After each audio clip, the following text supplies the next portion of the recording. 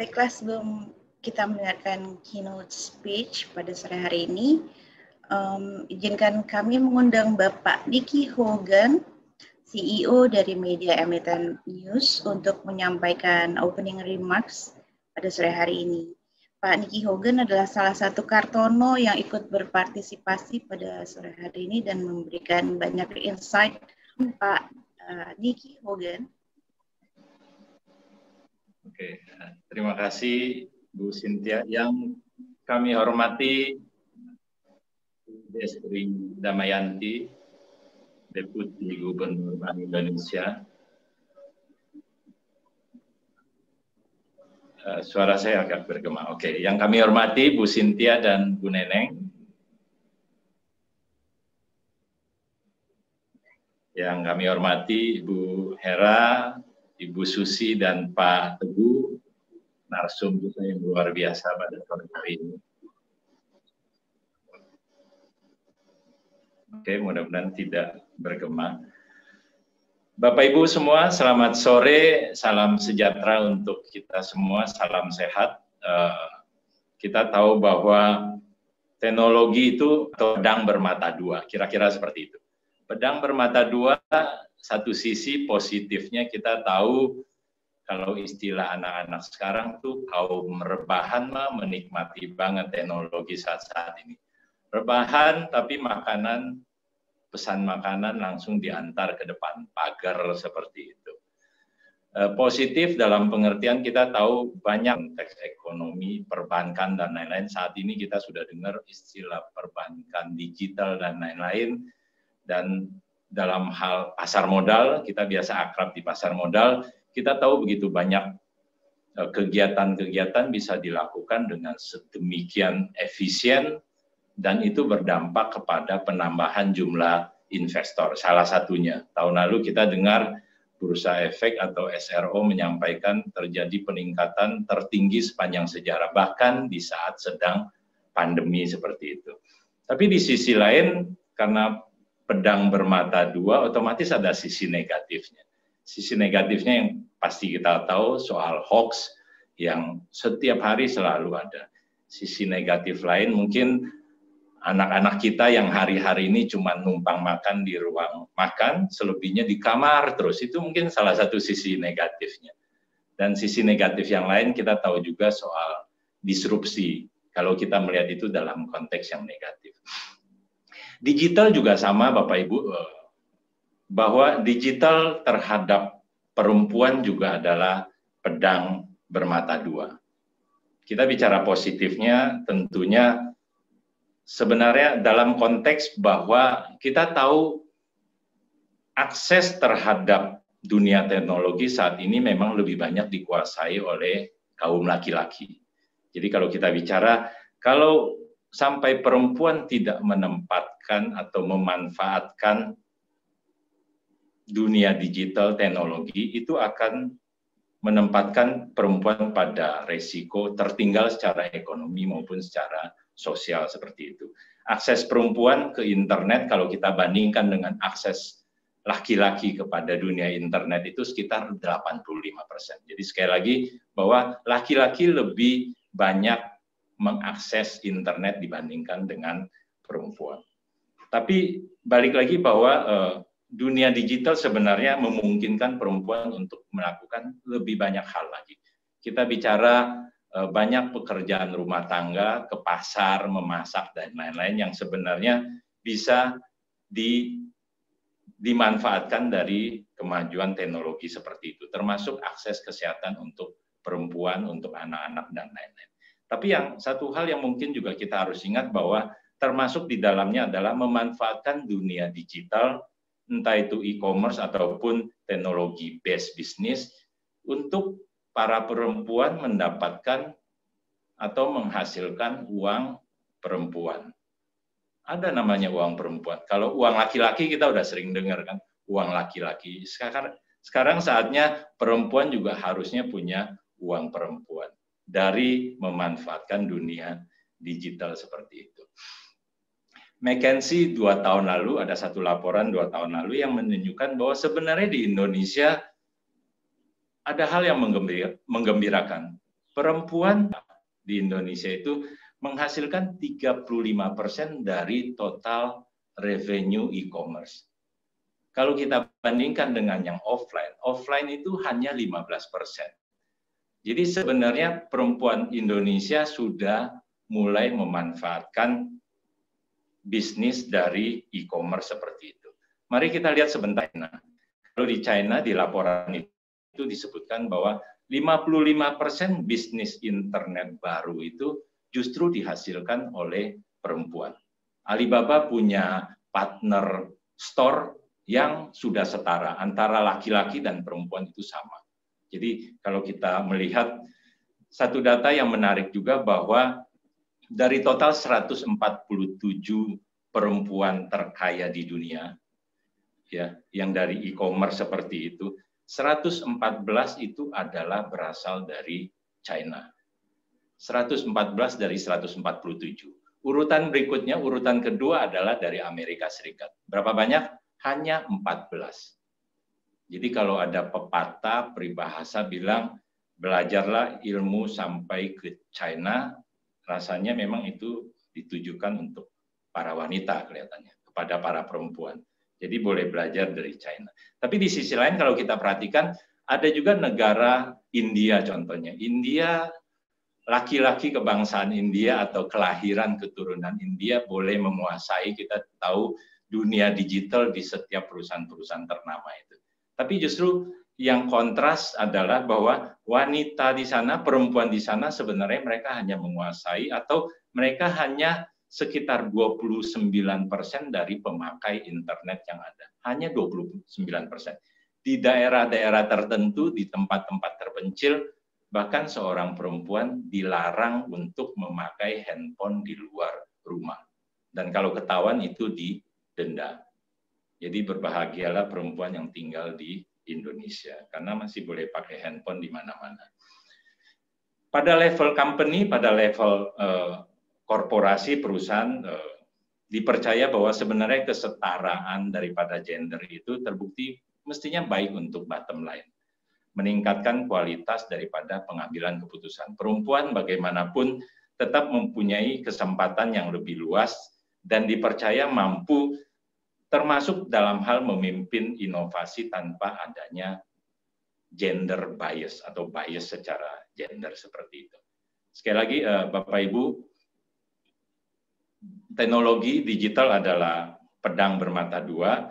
Tidak diragukan bahwa kita atau terutama perempuan dibutuhkan untuk terus mengupgrade skill untuk menjadi wanita tangguh, untuk turut menikmati advantage, menikmati opportunity dari era digital yang terus mengalami revolusi secara cepat seperti itu. Jadi seperti judul acara ini, acara hari ini, sore hari ini, perempuan tangguh di era digital. Kita percaya semakin banyak perempuan tangguh di era digital adalah kabar baik untuk kita semua. Terima kasih. Oke, terima kasih banyak Pak Niki. Semoga tadi data-datanya banyak perempuan yang menggunakan belanja online. Semoga belanjanya belanja hal-hal yang baik untuk keluarga ya, atau untuk kepentingan yang menghasilkan uang lagi, bukan semata-mata hal yang konsumtif.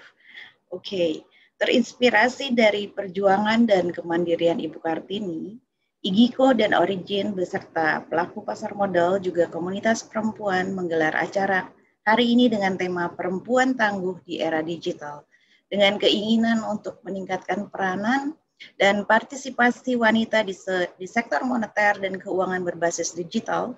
Semoga dengan terselenggaranya acara ini kita dapat ikut menambahkan aktualisasi diri serta pengejawantahan Kartini-Kartini di era digitalisasi saat ini.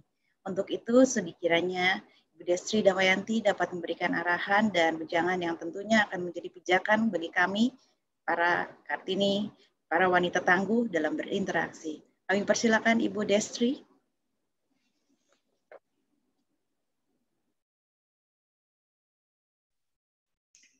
Baik, terima kasih Cynthia.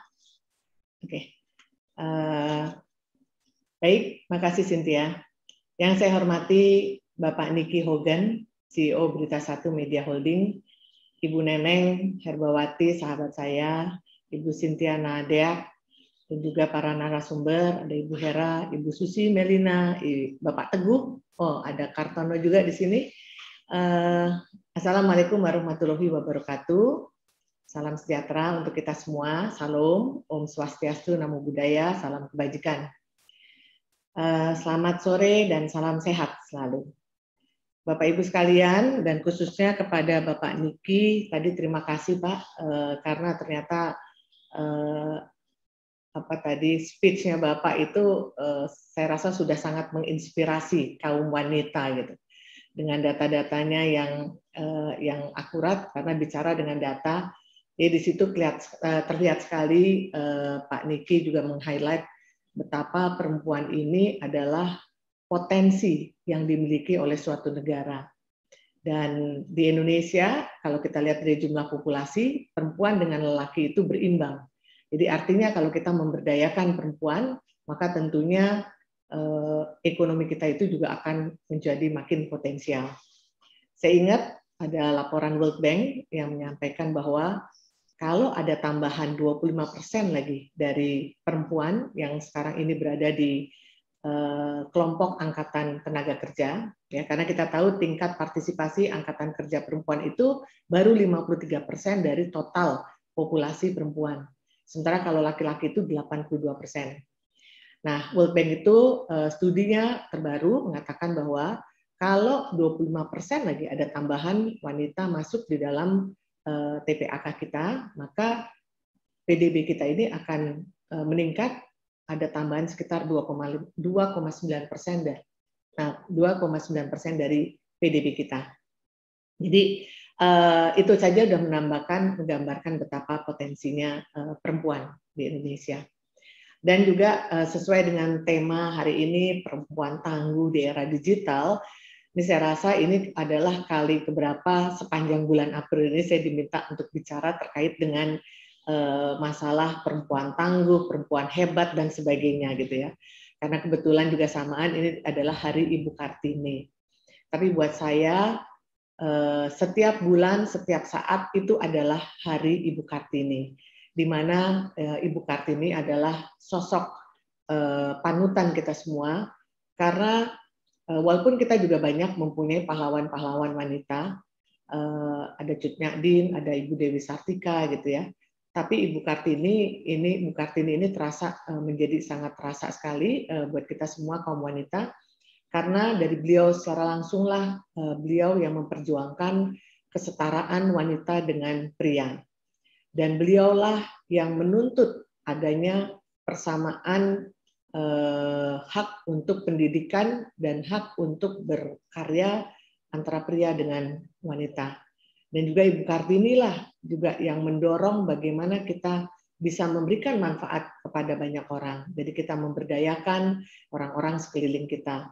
Jadi semangat Ibu Kartini ini saya rasa perlu terus kita tanamkan, bukan hanya di bulan Kartini kita bicara perempuan tangguh, perempuan hebat, dan sebagainya, tapi kita patut bersyukur sebagai makhluk istimewa yang tentunya diciptakan oleh Allah yang Maha Kuasa, gitu ya. Karena perempuan diberikan kemampuan multitasking, perempuan diberikan juga kemampuan untuk di satu sisi menjadi seorang ibu yang melahirkan, jadi ada suatu perasaan empati di situ, perasaan yang halus di situ. Tapi di sisi lain perempuan juga dituntut untuk menjadi Chief Operating Officer di keluarga dan juga Chief Financial Officer (CFO) di keluarga juga. Jadi kita lihat perempuan itu luar biasa, multitasking sekali. Apakah dia di kantoran ataupun dia berada di rumah tangga. Nah, ini ada satu data yang menarik ya, jadi laporan tahunan dari Grant Thornton ya, atau kita biasa sebut konsultan GT, dan laporan ini laporan di tahun terakhir 2020-an akhir yang dikeluarkan oleh GT. Dia katakan bahwa ini saya juga baru ngeh pada saat saya baca analisanya si GT ini. Jadi Indonesia itu ternyata berada di peringkat ke-7 sebagai negara dengan posisi manajemen senior perempuan paling banyak secara global. Dan laporan itu menunjukkan bahwa untuk Indonesia ternyata CFO, ya, dari total CFO corporate yang ada di Indonesia, 56%-nya itu adalah perempuan. Dan ini naik dari 48%. Jadi saya yang tadi katakan, insting sebagai pengelola keuangan itu bermula dari di keluarga tuh udah dalam satu rumah tangga udah kelihatan bahwa urusan CFO itu adalah umumnya adalah perempuan. Makanya tadi Pak Niki juga mengatakan masalah keuangan perempuan, sehingga ya kita juga sebagai kaum perempuan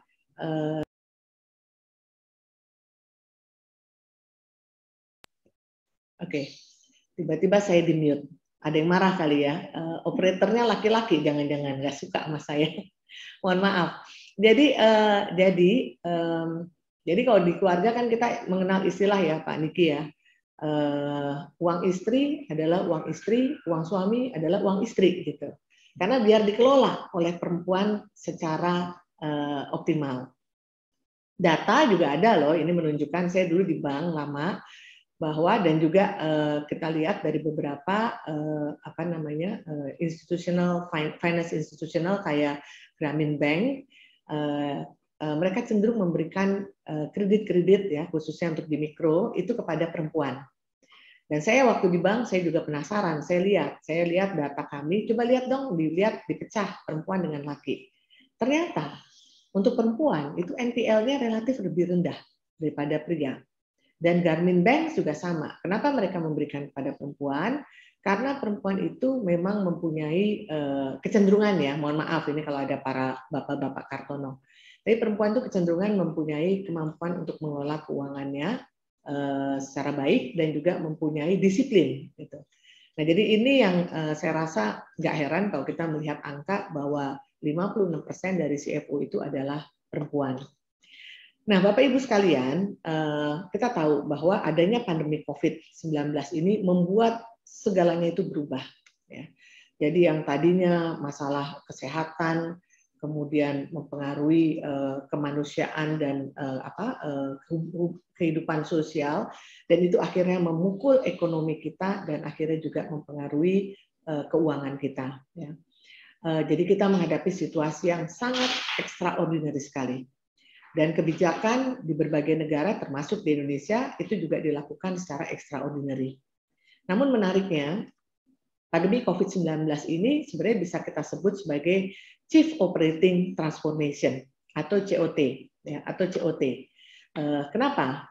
Karena dengan adanya pandemi COVID-19 ini, akhirnya transformasi digital itu terjadi secara cepat. Jadi mau nggak mau kita dipaksa untuk melakukan transformasi digital. Ya. Ini yang menyebabkan akhirnya mengapa segala macam transaksi digital itu bergerak dengan cepat sekali. Nah, Bank Indonesia dan pemerintah itu juga tentunya melakukan berbagai kebijakan untuk mendorong pemulihan ekonomi nasional di samping adanya digitalisasi yang makin cepat tersebut. Kita coba dengan kita turunkan suku bunga sampai 150 basis point. Jadi kalau di awal tahun 2020 suku bunganya masih 5%, sekarang sudah di 3,5%. Kemudian likuiditas juga dilonggarkan oleh Bank Sentral, oleh Bank Indonesia. Kita juga membeli obligasi pemerintah dalam rangka untuk pembiayaan defisit anggaran pemerintah untuk penanganan COVID dan juga untuk vaksin. Ya, data kami menunjukkan sepanjang 2020 kita sudah membeli 473 triliun SBN pemerintah, dan di tahun 2021 ini secara year to date kita sudah membeli hingga 101,9 triliun. Dan itu kita beli di pasar perdana. Sesuatu yang dalam kondisi normal tidak akan mungkin dilakukan oleh Bank Indonesia. Tapi karena ini kondisinya ekstrim, sehingga atau extraordinary, sehingga beberapa kebijakan akhirnya dilakukan relaksasi. Nah, apalagi yang dilakukan oleh Bank Indonesia? Kami sadar bahwa dengan adanya percepatan transformasi ekonomi dan keuangan digital, kita perlu juga mengimbangi dengan sistem pembayaran yang makin efektif, efisien, aman, ya tentunya, dan mudah. Dan salah satu breakthrough yang dilakukan oleh Bank Indonesia adalah kita mengeluarkan yang namanya QR Indonesian Standard. Ya, QR Indonesian Standard, di mana sekarang apapun penyelenggara jasa sistem pembayarannya, apakah dia bank ataupun dia non-bank, apakah dia OVO, GoPay, kemudian Dana, Link Aja, dan seterusnya, pada saat transaksi dengan menggunakan QR, maka yang digunakan adalah KRIS atau QR Indonesian Standard. Dan pada saat ini sudah lebih dari 7 juta pengguna QR Indonesian Standard untuk merchant-nya. Dan kita lihat transaksinya makin lama makin meningkat. Sehingga batasan transaksi KRIS tersebut yang tadinya 2 juta, sekarang kita longgarkan menjadi 5 juta. Tadi yang seperti disampaikan oleh Pak Niki, memang benar perempuan itu akhirnya, dan bukannya perempuan, karena sekarang ini kelompok kaum rebahan ya. Kaum rebahan iseng-iseng dia main di gadget WA, ada yang lucu nih, akhirnya belanja gitu. Nggak usah jauh-jauh. Saya sendiri pun mulai yang namanya paham terkait dengan belanja di e-commerce, dan akhirnya saya percaya itu selama pandemi ini. Sebelumnya saya agak anti dengan belanja di e-commerce karena takut barangnya nggak kekirim atau takut kualitasnya nggak sama. Tapi ternyata pandemi COVID membuat saya work from home dan saya harus melakukan transaksi. Kadang saya mau beli apa, ya udah dengan aplikasi yang ada, saya melalui e-commerce, dan ternyata itu mudah sekali, dan juga dengan kualitas barang yang tidak mengecewakan. Nah, jadi inilah suatu kondisi new normal yang memang saat ini kita hadapi bersama, ya, di mana mau nggak mau kita harus siap, dan kita sebagai perempuan tangguh tentunya harus di era new normal ini harus menjadi satu individu yang agile, ya, jadi cepat melihat suatu peluang, kemudian juga harus adaptif dan juga harus inovatif.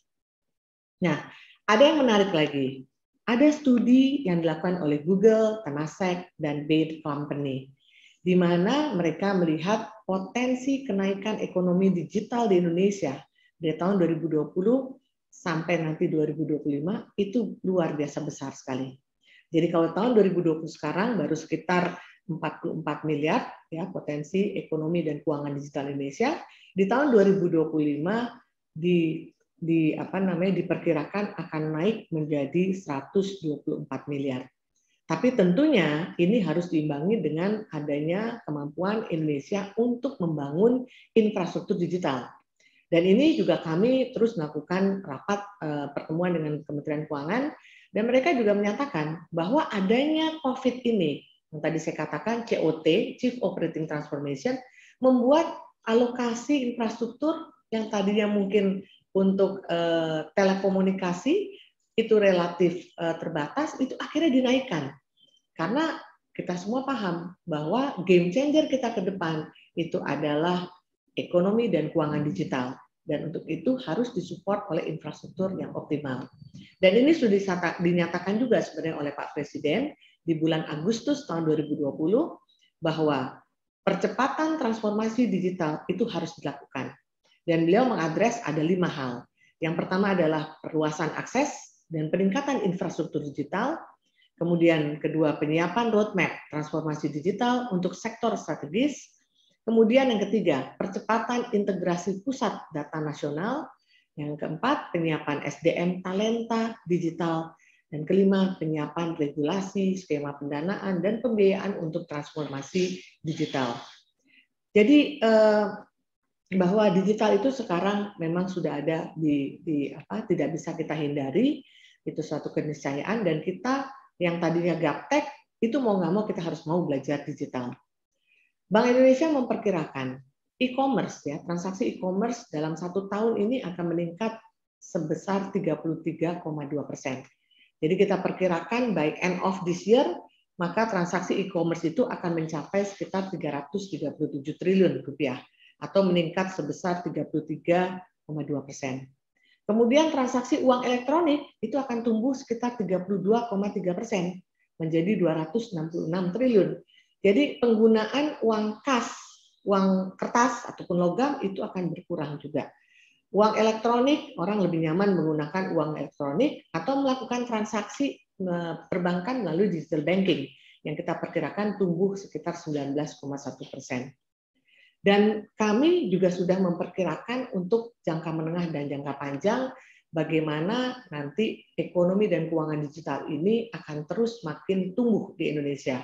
Oleh karena itu kita memperkirakan atau kita membuat suatu blueprint sistem pembayaran 2025, di mana di sini kita akan mengintegrasikan ekonomi dan keuangan digital nasional. Jadi ekonomi digital seperti e-commerce, logistik digital dan sebagainya, atau apapun tiketing digital dan sebagainya itu akan diintegrasikan dengan keuangan digital. Ya, apakah itu investasi, apakah itu payment system ataupun itu fintech dan seterusnya. Kemudian juga kita akan interlink antara penyelenggara sistem jasa pembayaran yang satu dengan jasa pembayaran yang lain, termasuk juga interlink antara fintech dengan perbankan. Nah, kita akan membuat satu akses ke sana dan tentunya kita akan terus mendorong integritas dan juga stabilitas serta kita mendorong inovasi, tapi di satu sisi juga kita memperhatikan prinsip kehati-hatian, prudensiality-nya tetap dijaga. Nah, kemudian ada hal lain juga yang mungkin saya akan sampaikan di sini. Ibu Kartini meng-highlight atau menekankan pentingnya pendidikan buat kaum perempuan, karena pendidikan inilah kunci bagi kita untuk meninggalkan bukan hanya kebodohan, tapi juga kemiskinan. Ya, jadi itu yang didorong oleh Ibu Kartini bahwa perempuan kalau ingin maju dia harus sekolah. Nah, ternyata kalau kita lihat data dari Susenas sekarang, ini menarik bahwa ternyata perempuan itu juga tidak kalah dalam jenjang pendidikan ya. Bahkan untuk pendidikan di level universitas, perempuan ini lebih banyak jumlahnya dibandingkan lelaki. Perempuan ada 9,88%, sementara laki-laki 9,11%. Ini terkait dengan tingkat pendidikan perempuan di dalam ketenagakerjaan kita. Dan kemudian juga kalau kita lihat kepemilikan rekening, perempuan juga nggak kalah banyak. Perempuan sekitar 55,6% dari populasi perempuan itu sudah mempunyai rekening, dan itu angkanya nggak beda jauh dengan lelaki. Jadi artinya di sini sebenarnya perempuan dari aspek keuangan pun juga nggak kalah dengan pria, jadi sudah siap. Bahkan data terakhir dalam pembelian obligasi retail Indonesia yang dikeluarkan oleh Kementerian Keuangan itu menunjukkan dominasi dari perempuan, di mana dari kalau kita lihat ORI 017 55,9% pembelinya atau total investornya adalah perempuan. Nah, ternyata ORI yang terakhir, sukuk retail ya. Jadi itu juga sama obligasi retail, tapi sifatnya sukuk syariah basis yang dibeli oleh perempuan itu mencapai 58,25%. Nah, kemudian juga kita lihat investor perempuan di pasar modal itu sudah mencapai sekitar 39%. Dan saya rasa ini angka akan terus meningkat ya dengan makin banyaknya kemudahan-kemudahan yang dilakukan yang ada dalam kita berinvestasi. Nah, satu data yang menarik adalah tadi yang disampaikan juga mungkin disinggung oleh Pak Niki bahwa sebenarnya perempuan itu cukup aktif bermain internet. Jadi data yang terakhir dikeluarkan oleh International Finance Corporation dan USAID itu menunjukkan bahwa 47% perempuan itu ternyata sudah melek teknologi dan mereka sudah mempunyai aktif melakukan internet, ya, aktif dengan internetnya. Tetapi mereka masih kurang produktif gitu. Padahal kalau kita bicara UMKM, hampir 54% itu pelakunya adalah perempuan gitu.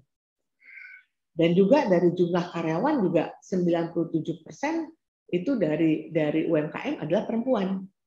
Nah, jadi ini yang harus kita dorong ya, karena ya kita tahu bahwa perempuan kita lihat tadi ya 47% aktif internet tapi belum produktif. Ya, mungkin kita tahu selama ini mungkin banyak, mungkin apakah WA, nonton Netflix, dengar Spotify gitu. Nah, ini yang mungkin harus didorong ke depan. Karena dengan kemampuan perempuan yang multitasking, perempuan bisa melakukan kegiatan di rumah, apalagi sekarang dipermudah dengan digital, tapi perempuan bisa melakukan kegiatan banyak hal yang sifatnya produktif dari rumah. Jadi internet itu bisa kita gunakan untuk hal-hal yang sifatnya produktif.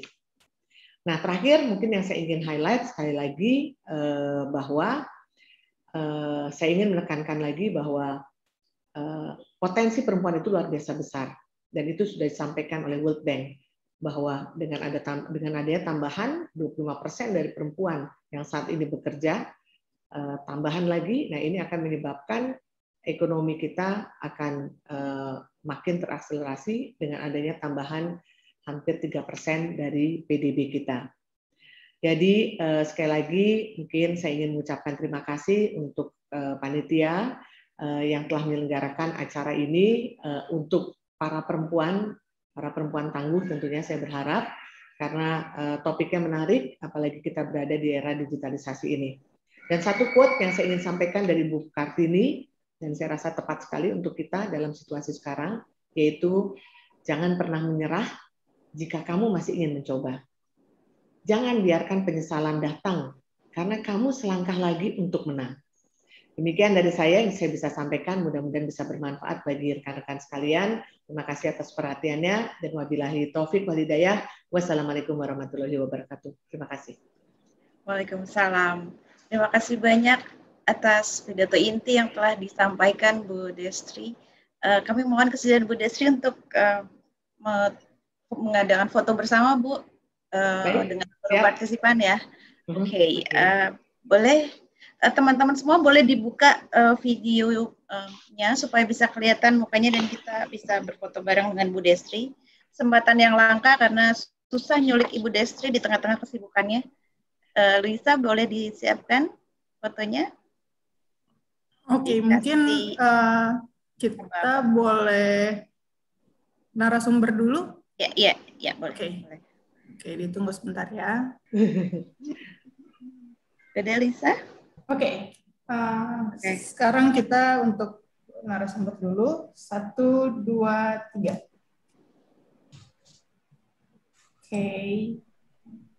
Oke. Sekarang untuk seluruh partisipan, mohon disediakannya untuk membuka video.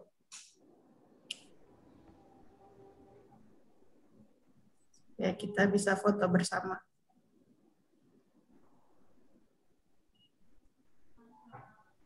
Oke. Saya punya 3 screen di sini. Oke, screen pertama, 1, 2, 3.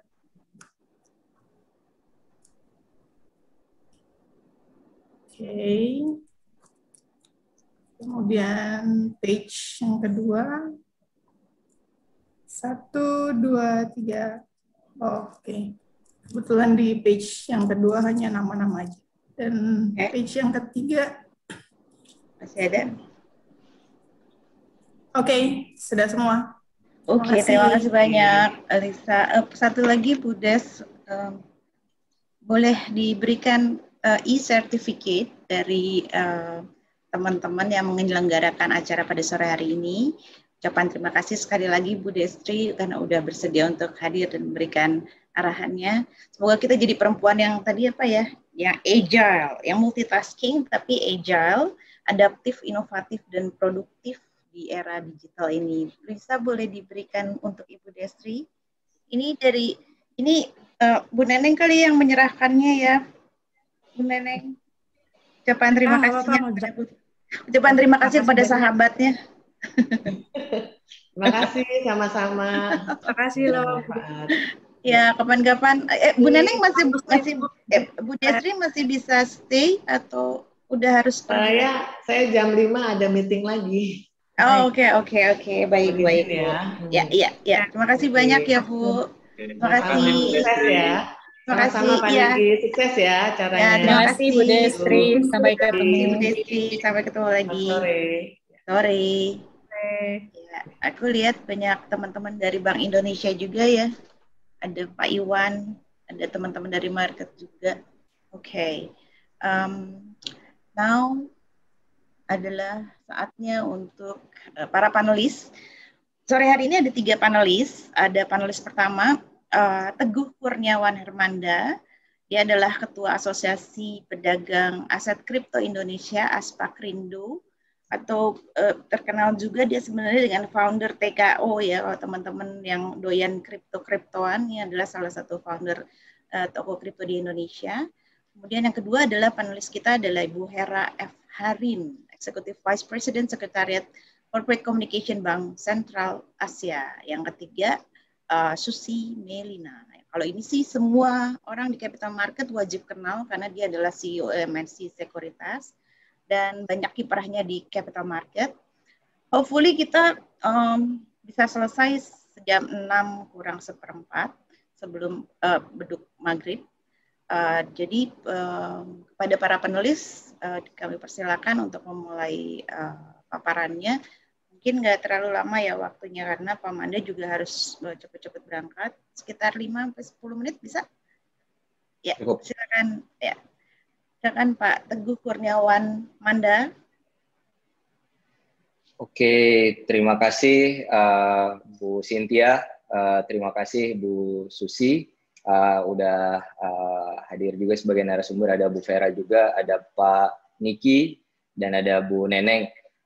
Hari ini saya mewakilin dari Aspakrindo. Tadi juga udah dijelasin bahwa Aspakrindo itu kita memiliki sebuah asosiasi pedagang aset kripto di Indonesia atau exchange kripto yang sekarang lagi booming di Indonesia. Ya, tadi mungkin juga udah jelasin. Saya tidak hanya di Aspakrindo, saat ini saya menjabat sebagai operation di toko kripto, crypto exchange yang terregulasi pertama di Indonesia. Beberapa hal yang udah saya lewatin, kita aktif untuk bisa mengedukasi regulator yang berhubungan dengan aset kripto, ke PPATK, ke Mabes Polri gitu ya. Dan saya juga ada ambil beberapa foto nih, Bu Hera. Jadi saya juga menjadi salah satu juri di acara BCA Blockchain Innovation ya saat itu. Dan yang saya pengen highlight adalah bahwa di acara BCA tersebut juga ada wanita nih gitu. Jadi memang wanita ini super power juga gitu. Terus kemudian saat itu kita juga ada diskusi forum di Jakarta juga ya. Kita ingin membuat gimana caranya blockchain itu bisa bekerja atau bisa mengimplementasikan gitu ya ke real industry. Di sini juga ada Bu Melisa ya.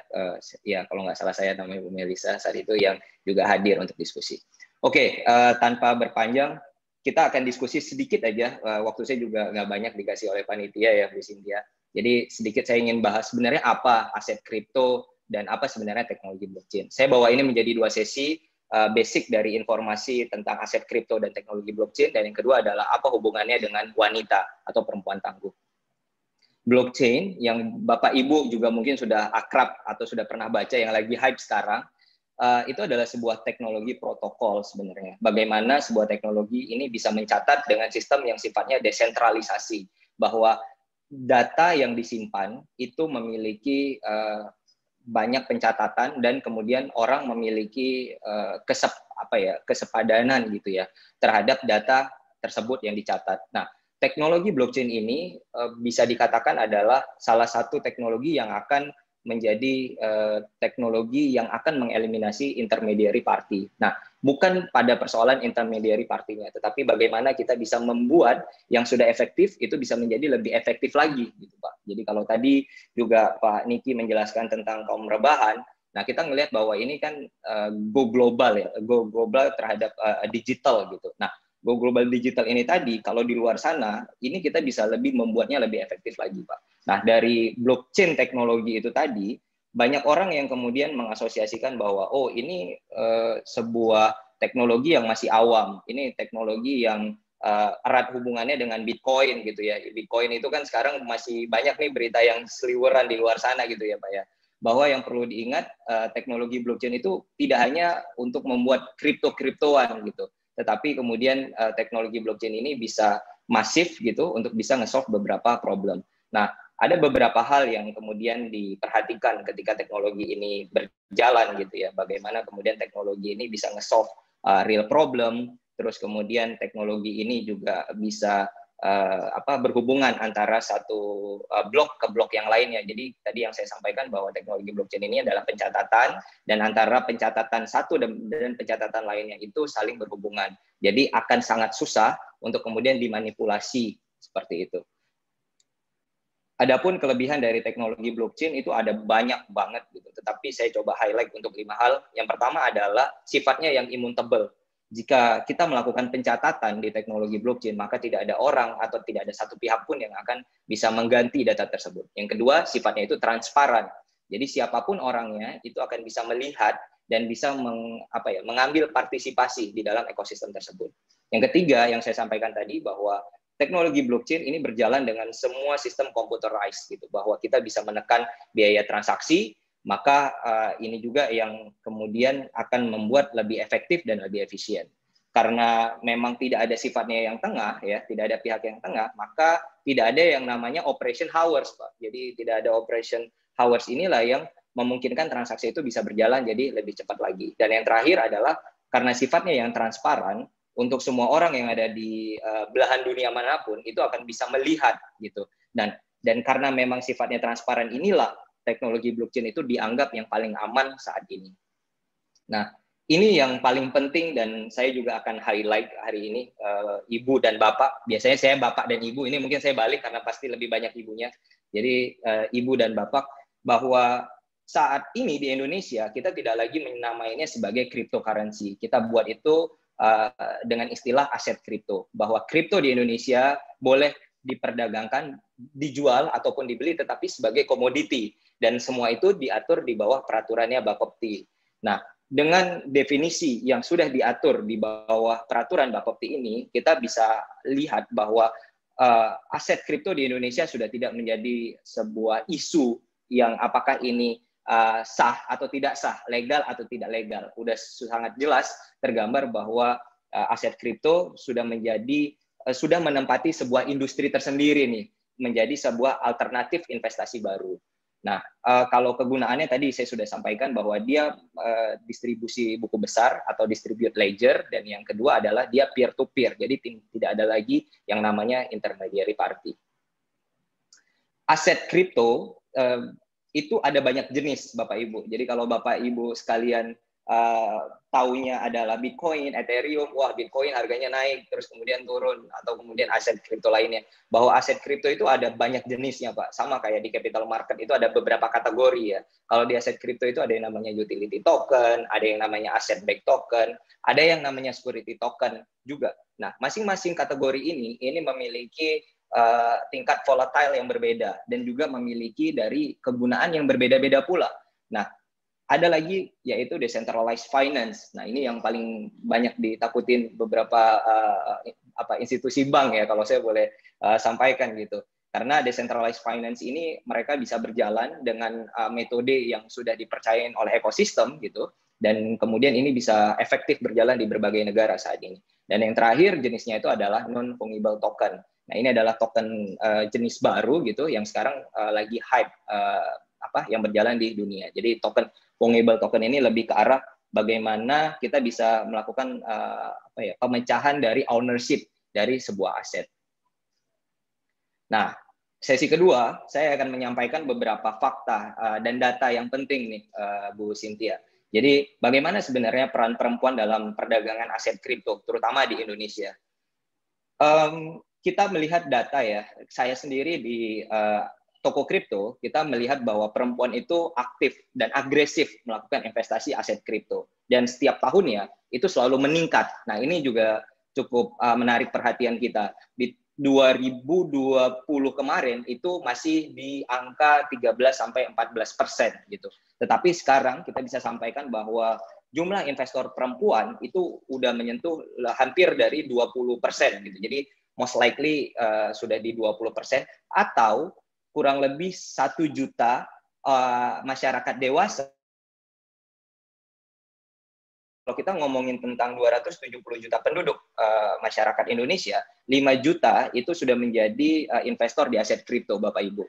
Nah, dari 5 juta itu tadi, kita bisa gambarkan ada 20% berasal dari investor perempuan. Dan itu saya temuin di mana-mana. Waktu saya 2 tahun yang lalu di Hong Kong, itu saya bisa melihat bahwa begitu banyak antusias wanita-wanita tangguh ya yang ada di berbagai negara, dan mereka cepat nih untuk bisa mengadopsi dari aset kripto maupun teknologi blockchain. Peran perempuan dalam edukasi aset kripto ini juga menjadi penting, gitu, bahwa wanita itu memainkan peran utama. Kalau saya boleh bilang memainkan peran utama dalam arti kata bahwa ketika kemunculan blockchain pertama kali, gitu ya, kita akan sangat sulit untuk bisa menemukan perempuan yang kemudian mereka tertarik untuk bisa ada di dalam industri ini. Tetapi lambat laun, termasuk kami di perusahaan saat ini, kita sudah memiliki Kartini yang sebenarnya. Kalau saya kan Kartini palsu ya, atau Kartono gitu ya. Tetapi kalau di perusahaan kami di toko kripto, kita sudah memiliki beberapa Kartini yang mereka memang sudah fasih dan mereka sangat mengerti bagaimana tentang teknologi blockchain dan tentang perdagangan atau industri aset kripto. Nah, ini yang kemudian kita bilang bahwa perempuan sudah mulai memainkan peranan pentingnya. Dan dari data Meltem Demirors bahwa di Amerika sana 80% yang kontrol tentang kekayaan keluarga itu adalah wanita ya, atau perempuan. Makanya tadi persis yang disampaikan Bu Destri. Saya juga sebenarnya data ini agak malu-malu nih untuk menyampaikannya. Tapi ini juga menjadi penting nih bahwa kami pun melihat aktif trader ya, orang-orang yang kemudian trading aset kripto di toko kripto yang aktif itu juga banyak dari wanita. Tadi angkanya kita sudah jelaskan di depan. Terus juga Indonesia menduduki posisi ke-7 ya dari negara kesetaraan gender terbaik yang ada di Asia Tenggara. Jadi kami pikir ini juga menjadi momentum yang penting juga bagi banyak wanita-wanita yang tertarik untuk bisa mencoba investasi di aset kripto. Dan yang terakhir bahwa dengan kemunculan wanita-wanita ini tadi, kita melihat bahwa apa ya, banyak investor itu yang udah gain trust-nya lebih tinggi lagi. Jadi Bu Destri juga tadi menyampaikan bahwa wanita itu bisa menjadi daya pikat untuk bisa menimbulkan kepercayaan gitu. Nah, termasuk di industri aset kripto. Dengan munculnya banyak wanita di aset kripto, maka gain trust terhadap industri ini juga semakin lebih baik lagi. Nah, kita juga berpikir bahwa wanita-wanita tersebut itu juga tidak hanya melek terhadap teknologi ya, Bu, tetapi bagaimana mereka juga bisa mengerti mengelola dari keuangan yang berbasis digital ini tadi. Industri aset kripto memang industri yang masih sangat baru di Indonesia, tetapi peran wanita termasuk kami di Aspakrindo itu ada 2 wanita yang menjadi pengurus di asosiasi kami, dan mereka yang memang aktif untuk bisa menjalankan operasional di bidang exchange. Dan yang paling penting adalah edukasi terhadap aset kripto kepada perempuan gitu. Karena jangan sampai kemudian kita tidak hanya sebatas berbicara tentang wanita yang ada di perkotaan atau di metropolitan, tetapi bagaimana wanita-wanita yang selama ini hidupnya di daerah ya atau di kota kecil lainnya, yang mereka juga memiliki multiplier effect untuk bisa meningkatkan perekonomian di daerah tersebut. Dan kita pikir bahwa aset kripto ini bisa dijangkau oleh semua pihak gitu, dan sifatnya tidak terbatas dan tidak ada terikat waktu, maka sangat ideal bahwa aset kripto itu bisa menjadi salah satu pilihan alternatif bagi wanita untuk bisa melakukan investasi. Terima kasih, cukup dari saya, Bu Cynthia. Selamat sore. Assalamualaikum warahmatullahi wabarakatuh. Waalaikumsalam. Terima kasih banyak, Mas Teguh. Tadi datanya semuanya inline ya, dari mulai Pak Niki, Bu Destri sampai dengan Pak Manda, bahwa peran wanita untuk nggak cuma melek teknologi tapi berbelanja di dunia maya itu ternyata lumayan semakin masif. Oke, mau nanya, Manda masih bisa stay di sini atau udah harus pergi? Saya masih bisa 5 menit lagi sih, Bu. Masih bisa 5 menit ya. Oke. Soalnya berikut ini Q&A-nya belakangan, Manda. Jadi kalau teman-teman yang mau mengajukan pertanyaan untuk aset kripto dan ditujukan kepada Manda, boleh langsung chat di itu ya, di tempat chattingannya supaya bisa dijawab sama Manda sekarang sambil menunggu pertanyaan. Mungkin bisa dilanjutkan dengan panelis yang kedua, Ibu Hera. Silakan Ibu Hera dari Bank Sentral Asia. Terima kasih Bu Cynthia. tadi dengan tampilan yang sangat Kartini ya.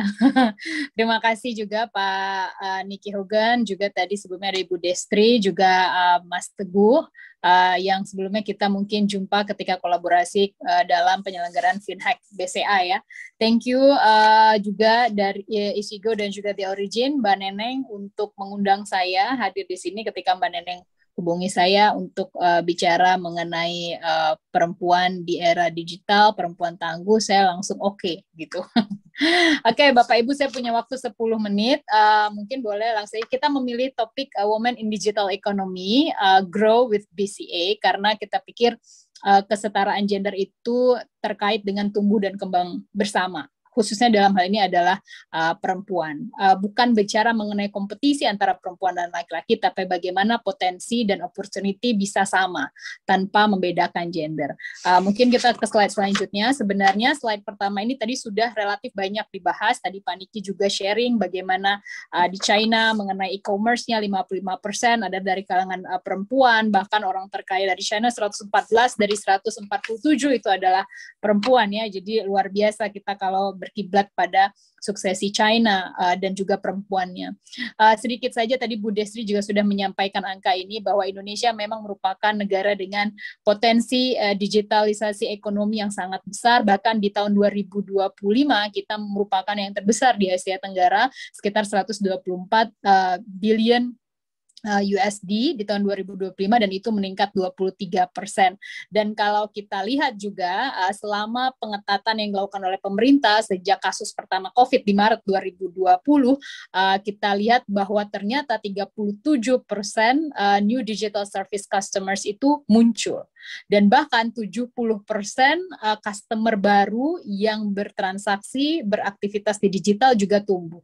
Jadi angka ini merupakan angka yang sangat potensial dan sangat penting untuk bisnis apapun, juga termasuk bagi kami, bisnis perbankan.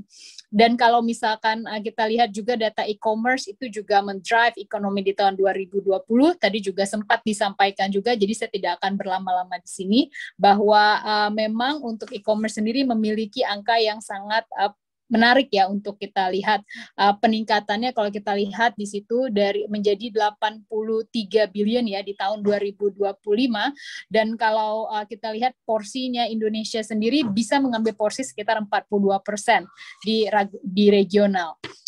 Kalau misalnya kita bergeser, tadi Bu Destri juga menyampaikan bahwa electronic money untuk bertransaksi biasanya itu akan meningkat cukup signifikan ke depan. Kita lihat 32,3% tadi saya catat data BI, digital banking 19,1%, dan e-commerce tadi proyeksinya meningkat 33%. Jadi inline, akan ada peningkatan yang sangat signifikan. Kalau kita bicara dengan e-commerce juga sama halnya, bahkan data terakhir yang dirilis salah satu e-commerce yaitu Blibli menyatakan 60% buyer mereka di tahun 2020 adalah perempuan. Jadi perempuan ini dengan indeks kepercayaan konsumen yang tinggi berkontribusi juga untuk ekonomi nasional, karena kita tahu sekitar 50% lebih ekonomi nasional ditopang oleh belanja rumah tangga, dan perempuan salah satu subjek yang doyan belanja ya. Tadi Bu Cynthia menyebut mudah-mudahan belanja yang produktif. Kalaupun tidak produktif, yang konsumtif paling tidak belanjanya dari seller yang juga perempuan. Jadi dari perempuan, oleh perempuan, untuk perempuan, dan pada hakikatnya nanti akan berkontribusi bagi household ataupun rumah tangga dan ekonomi secara garis besar ya. Lalu kita bicara mengenai Women's at a Glance. Saya pikir ini hanya ringkas saja, ingin mengatakan bahwa memang untuk tingkat partisipasi perempuan sendiri selama pandemi COVID mengalami peningkatan meskipun tidak setinggi laki-laki. Jadi kontribusi perempuan untuk berkontribusi selama pandemi ini juga ternyata mengalami peningkatan dalam hal kontribusinya bagi aktivitas yang ada di dalam negeri. Lalu kita lihat bagaimana pula dengan data dari, kami mengambil dari BCG, Boston Consultant Group, BCG. Kita lihat bahwa ini data ini kalau kita lihat angkanya hanya ini saja, bahwa untuk di Indonesia sendiri share perempuan yang bekerja di perusahaan yang berorientasi dengan teknologi. Jadi tidak harus perusahaan teknologi. Misalkan bekerja di bank, survei ini dilakukan terhadap responden tersebut dengan karakteristik tersebut, mereka tetap bekerja di bidang teknologi. Ternyata untuk yang mendapatkan pendidikan sarjana ataupun sekolah tinggi itu relatif untuk overall itu 59%. Untuk angka ini dibandingkan negara-negara di ASEAN, kita termasuk yang tinggi. Tapi bila kita bergeser ke workforce ataupun juga ke data pekerjanya yang bekerja, ternyata tidak setinggi negara-negara seperti Vietnam, Filipina. Jadi kita ada sekitar 32%. Senior management sekitar 18% dan CEO ataupun board level itu adalah 15%. Jadi angka ini memang masih perlu kita tingkatkan ke depan, tapi at least tadi disebutkan juga, saya juga pernah membaca sebuah research bahwa untuk perempuan sendiri itu untuk Indonesia merupakan salah satu tempat favorit atau tempat terbaik untuk berkarir bagi perempuan. Tadi Mas Teguh juga sedikit mengambil data dari World Economic Forum yang menentukan bahwa, yang menyampaikan bahwa Indonesia peringkat ke-7 dari ASEAN ya, harus bisa lebih baik lagi, tapi at least itu merupakan potensi yang menarik. Lalu kita lihat selanjutnya mengenai Human Development Index. Jadi Human Development Index ini memang beberapa parameternya ya, adalah harapan hidup, kemudian juga melek huruf, kemudian juga pendidikan dan standar hidupnya perempuan Indonesia dan laki-laki seperti apa. Memang masih relatif ada gap. Gapnya juga lumayan jauh, kalaupun ada peningkatan di tahun 2020 dibandingkan 2019, tapi belum bisa menyamai atau paling tidak mendekati porsi laki-laki di 75,98, sementara perempuan ada di 69,19. Saya nggak tahu apakah ini ada faktor, biasanya di Indonesia ada norma-norma tertentu ya, bahwa perempuan harus punya nilai-nilai kodrat yang tidak dilupakan. Tapi saya percaya bahwa perempuan Indonesia itu perempuan-perempuan yang tangguh seperti tema hari ini. Untuk financial literasi dan inklusi keuangan sendiri juga kita lihat ada potensi yang sangat besar untuk kita tingkatkan di masa depan. Mungkin saya langsung bergeser ke BCA-nya saja. Ini adalah bagaimana inovasi inisiatif BCA hari ini. Kita membangun ini, fondasinya juga tidak gampang, kita bangun 10 tahun yang lalu, bagaimana kita akan berkomitmen kita akan masuk ke industri perbankan digital. Jadi kita sudah invest dari sekitar 10 tahun lalu, bahkan sebelum saya bergabung tampaknya founder BCA sudah menerapkan hal ini, dan ketika kemarin kita ada pandemi, blessing in disguise, kita punya infrastruktur yang cukup mumpuni untuk kita bisa melayani nasabah yang relevan dengan kondisi pasca pandemi COVID-19. Kita lihat itu adalah ekosistem yang kita bangun sekitar tahun 2015, dari tahun 2015, dan kemudian kita lihat juga pelayanan-pelayanan yang terus kita tingkatkan dengan berorientasi pada teknologi yang terkini. Dari 2015 hingga 2018 ada kita bangun ClickPay, kemudian kita juga ada Vira untuk asisten pelayanan meskipun terus kita sempurnakan, kemudian kita juga membangun e-commerce ekosistem. Kita juga tahu persis bahwa startup ataupun juga perusahaan-perusahaan rintisan, fintech, e-commerce tersebut memiliki potensi yang luar biasa, sehingga ada anak usaha kita di bawah Central Capital Venture untuk melihat bagaimana potensi ini untuk terus berkembang dan bukan tidak mungkin akan memberikan kontribusi bagi grup ataupun holding kita. Lalu selanjutnya kita tahu juga bahwa mobile services pada saatnya akan menjadi dewa atau menjadi primadona, dan ternyata sekarang terbukti prediksi tersebut. Kita lihat bahwa kita juga bersama dengan sesuai dengan regulator yaitu Bank Indonesia, kita juga menggunakan teknologi QRIS ya, kalau kita di BCA namanya QRQ, kemudian one click, kita juga mobile banking juga kita kembangkan dengan berbagai fasilitas, bahkan per akhir tahun lalu kita tambahkan lagi feature lifestyle, di mana siapapun nasabah yang ingin membeli voucher game bisa beli di sana, pesan tiket pesawat bisa di sana, pesan hotel bisa di sana. Ke depan kita juga akan meluncurkan super apps. Super apps ini nantinya akan keinginan kita, ekspektasi kita akan menyatukan banyak fungsi hanya dalam satu fungsi ataupun satu aplikasi saja. Saat ini kita punya Welma. Welma itu adalah aplikasi investasi. Mungkin Bapak Ibu ada yang sudah punya, yang ingin membeli bonds, government bonds ataupun reksadana bisa menggunakan Welma. Cukup portofolionya ada di mobile phone, bisa dicek kapan saja, di mana saja. Kemudian kita juga akan merilis bank digital BCA kita, kemudian kita bekerja sama juga berkolaborasi dengan pelaku fintech dan e-commerce, salah satunya misalkan dengan Gojek dan lain sebagainya, Shopee, kemudian dengan Blibli, dengan banyak brand ya. Kemudian kita juga terus membuat inisiatif ketika kita percaya bahwa daya beli masih ada di pasar, kita melaksanakan expo online. Jadi ketika itu expo online-nya kita laksanakan BCA Expoversary barengan dengan ulang tahun BCA ketika itu. Kalau Bapak Ibu lihat digital transaction kita juga tumbuh secara eksponensial. Dulu Pak, kalau tadi kita punya data bergeraknya bahwa ATM dulunya adalah juara, selalu menjadi pilihan nasabah ya. Tapi sejak tahun 2019 dia crossing, dia langsung disalip oleh mobile banking. Pasca pandemi yang merupakan tadi disebutkan oleh Ibu Destri juga merupakan akselerator kondisi digitalisasi saat ini, mobile banking terus melonjak dengan sangat signifikan, bahkan secara year-on-year juga tumbuh 62%. Lalu kalau kita lihat untuk pertumbuhan rata-rata transaksi per hari itu sekitar 150% peningkatannya.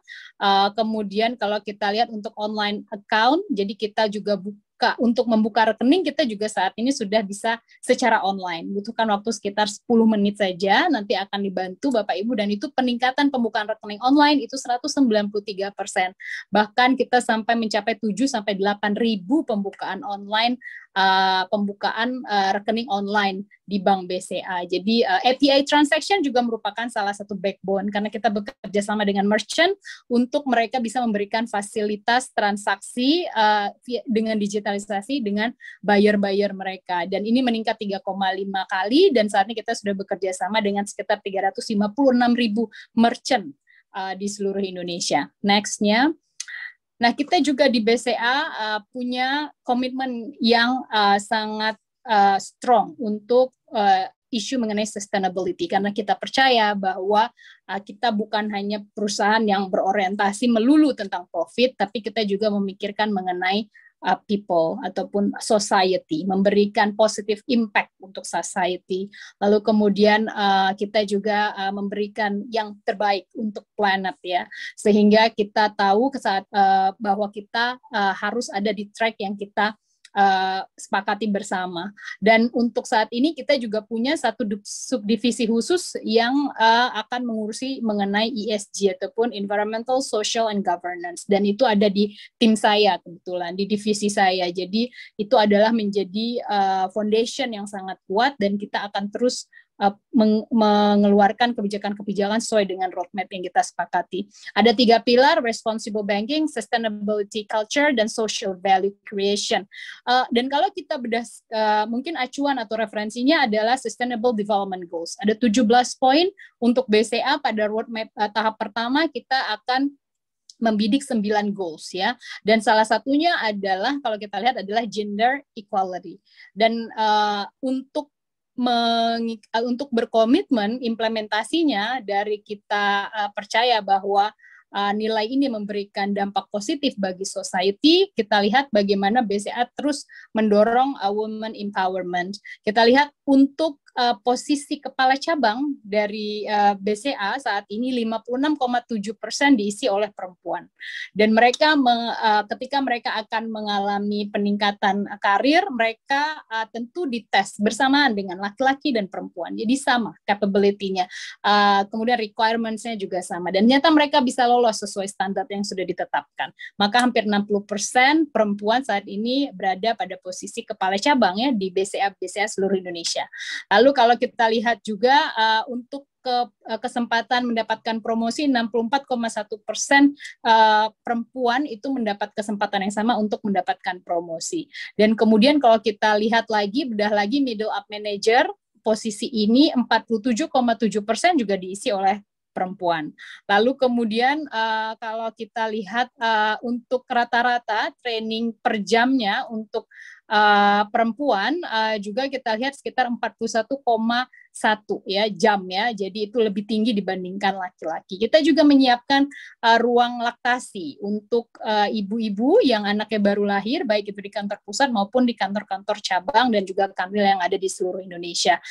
Jadi ini tetap in line dengan sustainability points ataupun goals yang kita tetapkan bersama.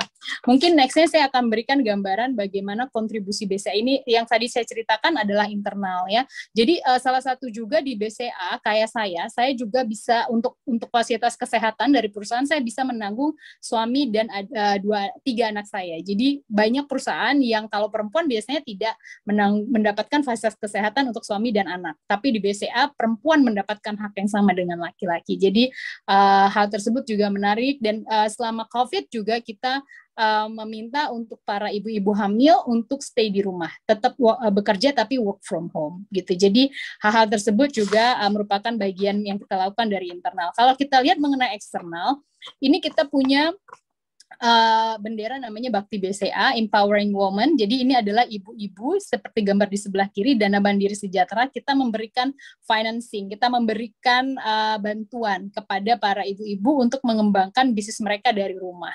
Dan ini sangat positif sekali karena saat ini super micro businesses juga harusnya mendapat perhatian kita bersama untuk mereka tetap bisa melanjutkan finansial mereka di kondisi yang tidak mudah ini. Kita juga melakukan webinar perempuan dan budaya nasional, kemudian untuk desa binaan, kita menyebut ada desa binaan. Saat ini ada 12 desa binaan di seluruh Indonesia oleh BCA, dan di situ perempuan-perempuan juga kita berdayakan, baik pengrajin, pembatik, ataupun apapun yang bisa mereka bangun untuk mereka bisa mendapatkan kesejahteraan sendiri atau pendapatan sendiri. Bahkan kita juga memberikan pendampingan hingga saat ini mereka bisa memiliki kemampuan ya, seperti misalkan di Bukit Paramun itu di Bangka Belitung, kita ajarkan kita bersama-sama mereka untuk masak sampai akhirnya destinasi wisata yang namanya Bukit Paramun atau hutan digital tersebut saat ini ibu-ibunya bisa juga menawarkan masakan mereka kepada turis ataupun para pendatang pelancong yang datang. Lalu kita juga rutin melaksanakan webinar bagaimana perempuan bisa membangun desa. Jadi dari kecil sekali kita terus iringi ya Bapak Ibu. Kemudian saat ini kita juga sedang melaksanakan BCA UMKM Fest. Jadi hanya untuk UMKM saja kita buat platform untuk belanja beli online. Kita juga melakukan business matching di sana. Jadi perempuan-perempuan yang berdaya, bahkan saya ingat satu kasus saja, satu cerita bahwa saat ini kita akan mempertemukan satu perempuan dengan produksi ikan asap untuk seller buyer yang ada di Perancis. Jadi hal tersebut juga memberikan akses pasar sekaligus menaikkan daya saing mereka untuk meningkatkan kesejahteraannya. Mas, kita mungkin bergeser ke selanjutnya. Ini adalah bagaimana komitmen kami untuk terus merawat komitmen ini di dalam BCA. Jadi kita punya IG Live yang close hanya untuk karyawan BCA, dia teregistrasi dengan nomor induk karyawan. Kita selalu melaksanakan live streaming terkait dengan perempuan, baik itu untuk kesehatan, untuk optimisme, untuk kesehatan mental, kemudian juga untuk branding, itu rutin kita laksanakan untuk memasak. Bahkan kemarin itu kita pada saat Hari Kartini kita juga mengangkat tokoh-tokoh lintas level perempuan di BCA ya, dari Ibu Ketut Wiyari, dulunya beliau adalah security di Denpasar, kemudian saat mereka mengikuti tes untuk naik dan promosi, saat ini beliau alhamdulillah menjadi BO tim di KCU Denpasar. Lalu kalau kita bilang di IT adalah laki-laki, ternyata ada Ibu Lili Wongso, beliau adalah senior advisor Satuan Kerja Enterprise Security. Jadi IT banget gitu ya, yang harus siap 24 jam. Begitupun Ibu Eni Kamal merupakan kantor wilayah 5 Medan ya, jadi yang mengelola aset yang sangat besar nilainya.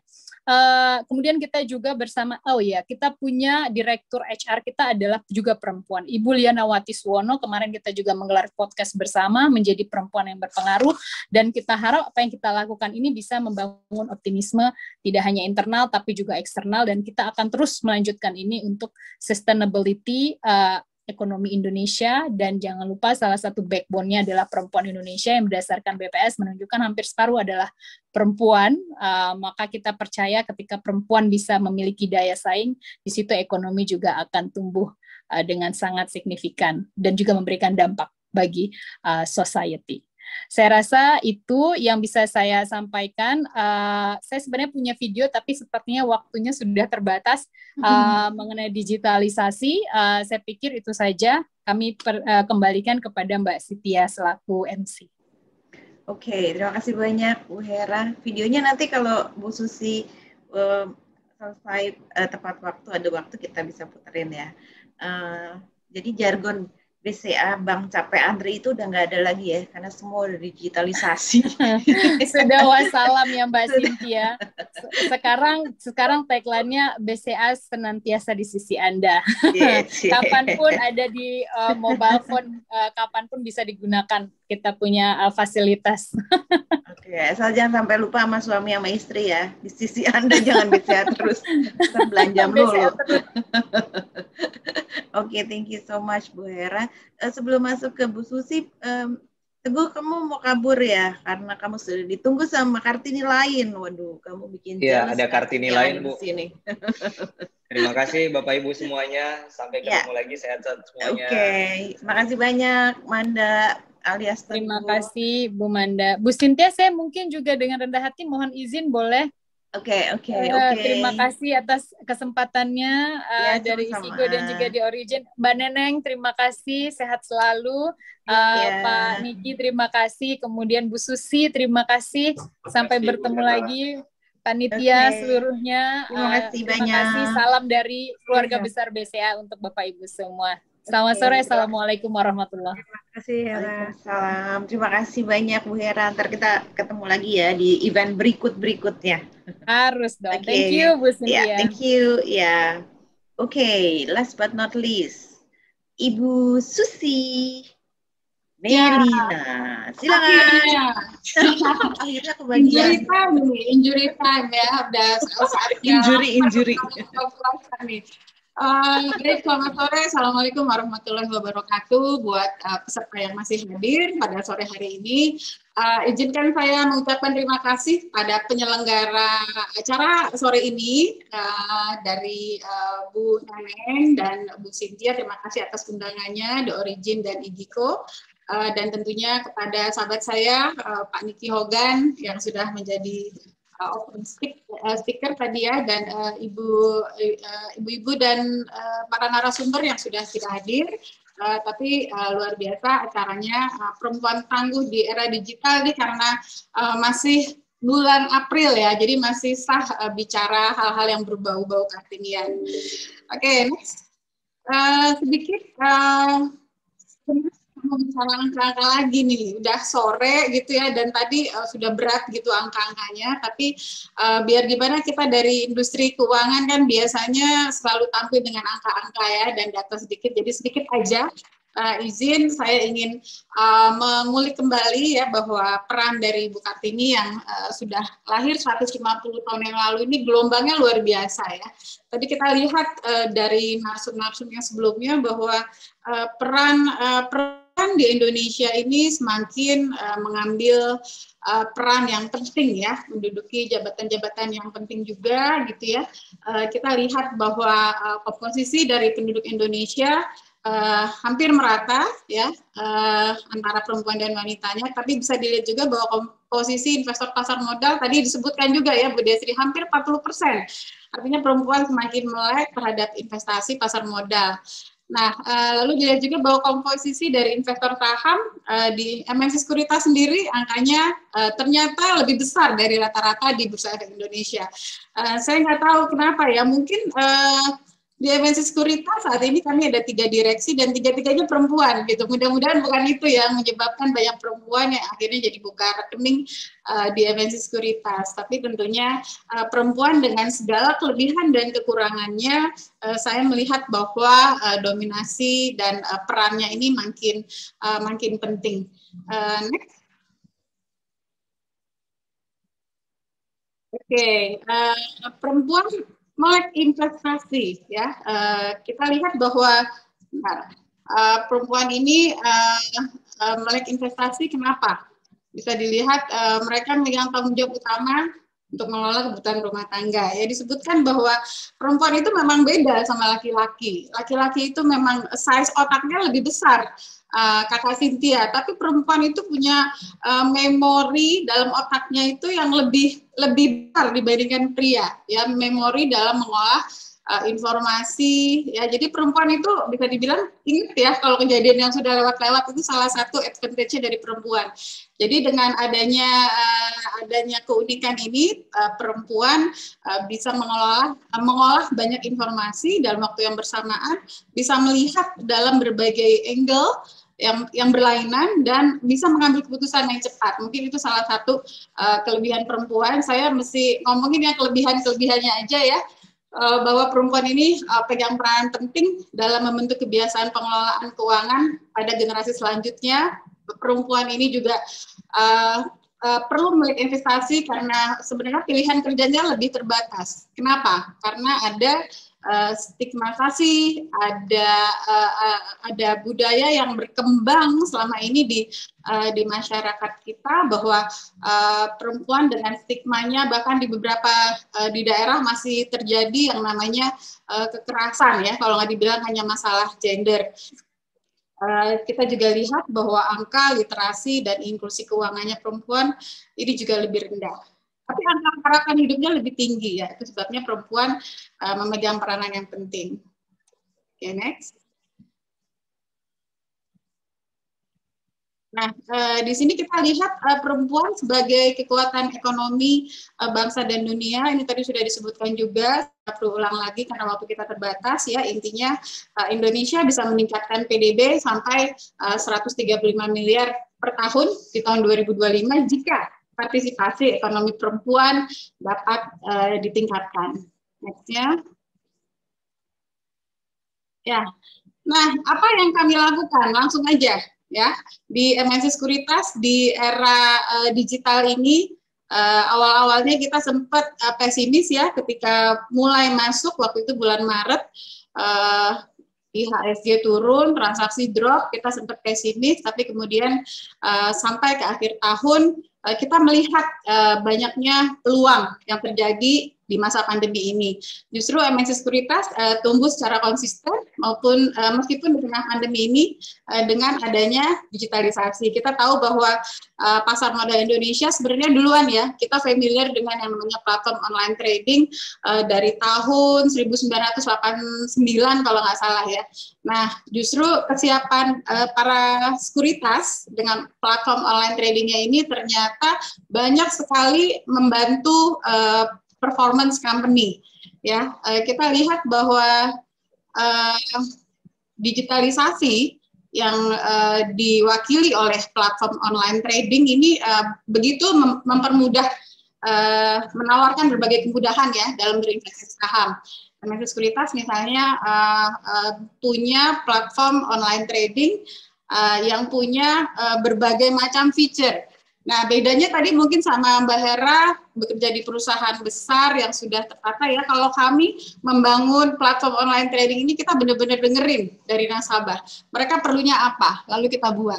Mereka perlunya apa, lalu kita buat, ya. Misalnya gadai saham, kita termasuk sekuritas yang pertama bekerja sama dengan Pegadaian yang menawarkan gadai saham. Lalu untuk wakafku, infakku, kita juga melihat kebutuhan dari sebagian besar masyarakat Indonesia yang memang Muslim. Mereka perlu produk-produk yang ada label syariahnya.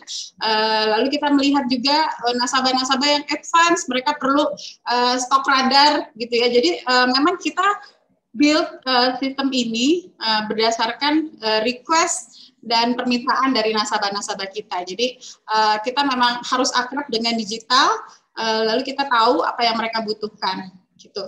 Nah, next-nya kita lihat bahwa ternyata digitalisasi yang ditawarkan oleh MNC Sekuritas ini mencatatkan pertumbuhan yang baik sekali, ya, Mbak Cynthia. Sampai saat ini tercatat lebih dari 118.000 nasabah per Maret 2021 pertumbuhannya juga sangat fantastis ya, di mana ini didukung juga oleh proses pembukaan rekening yang online, semakin mudah semuanya ya, sama seperti di bank tadi untuk buka rekening sekarang bisa seamless, sehingga pertumbuhan pendapatan dari online trading ini meningkat signifikan luar biasa sampai sebesar 555% ya pada kuartal pertama tahun 2021 dibandingkan dengan kuartal pertama tahun 2020.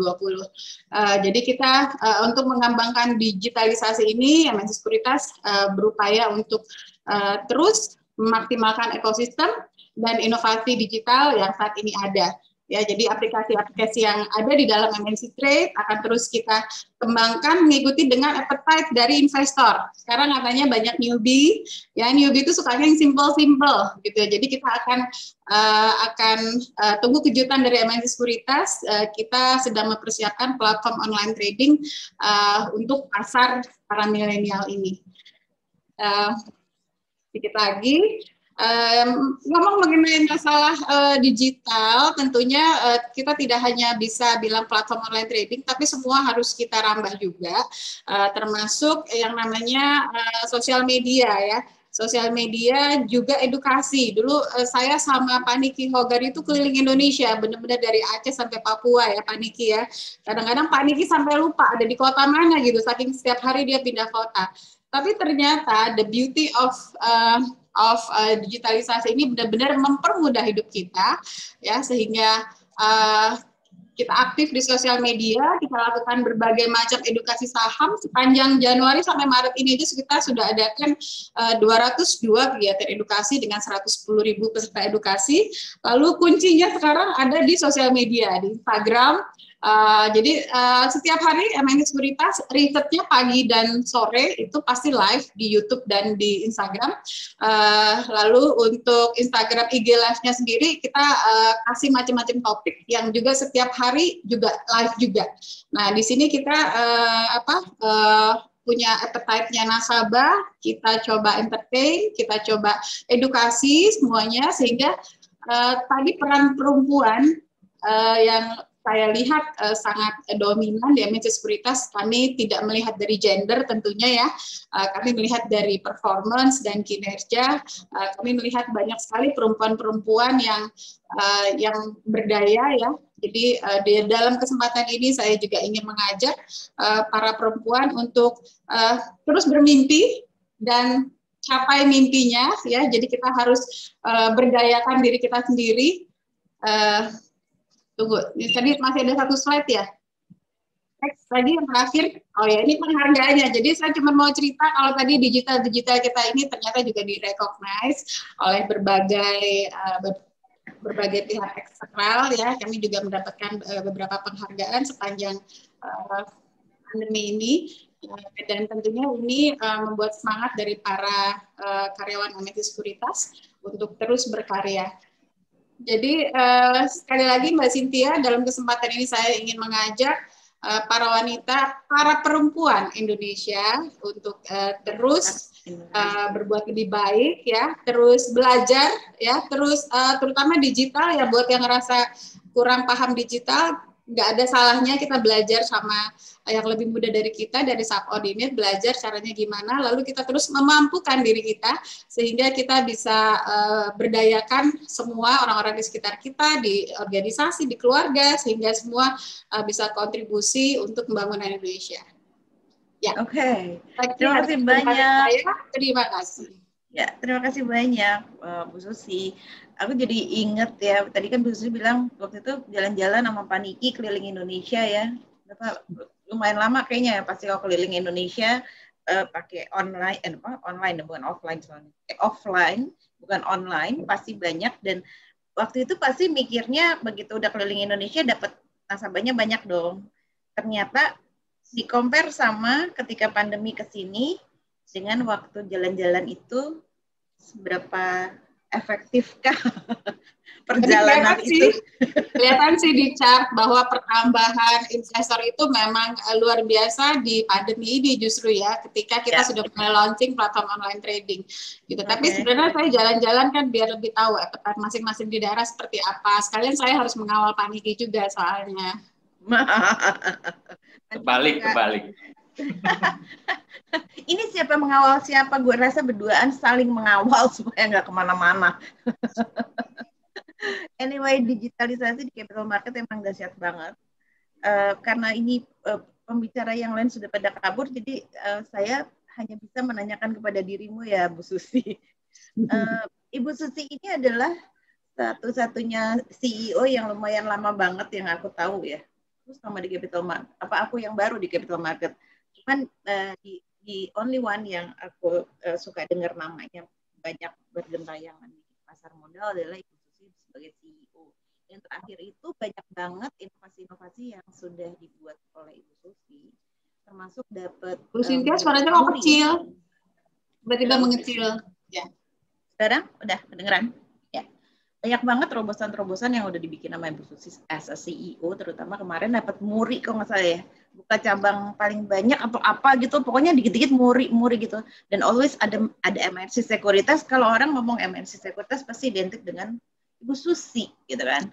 Nah, what is your tips ya? Kenapa bisa sampai di jenjang sekarang dan gimana caranya Bu Susi bisa melakukan banyak hal loh? Padahal kan ada suami, ada anak, terus anaknya juga sekolahnya jauh lagi, udah pada gede-gede lagi. How do you manage your time? Dengan gimana? Tips-tips apa yang bisa dikasih ke teman-teman Kartini terutama ya, kalau Kartono cukup menatap dan cukup bangga aja dengerinnya.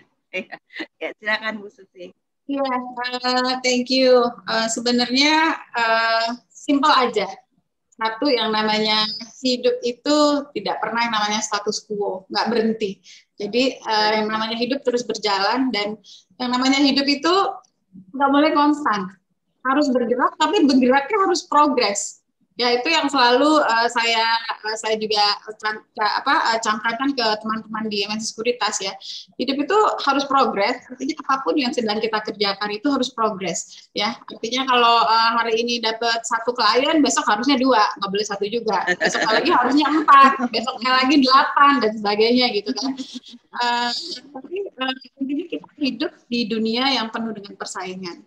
Ya, kalau kita diam saja, itu dunia akan menelan kita bulat-bulat. Jadi kita harus terus mencoba ya.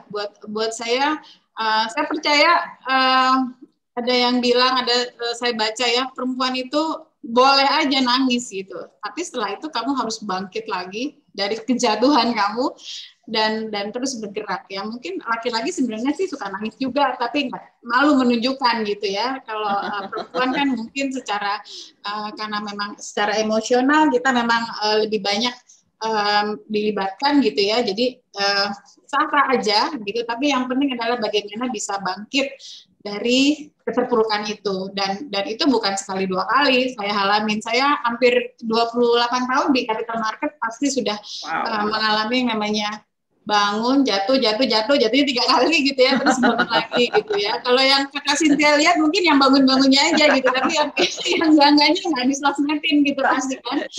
Soalnya 28 tahun itu kan umur aku, jadi kan kebayang aja. Aku belum lihat betul. Jadi yang namanya kerja rutinitas nggak boleh gitu ya. Kerja rutinitas itu kayaknya bukan buat kita gitu ya. Ngerjakan hal yang sama seperti kemarin.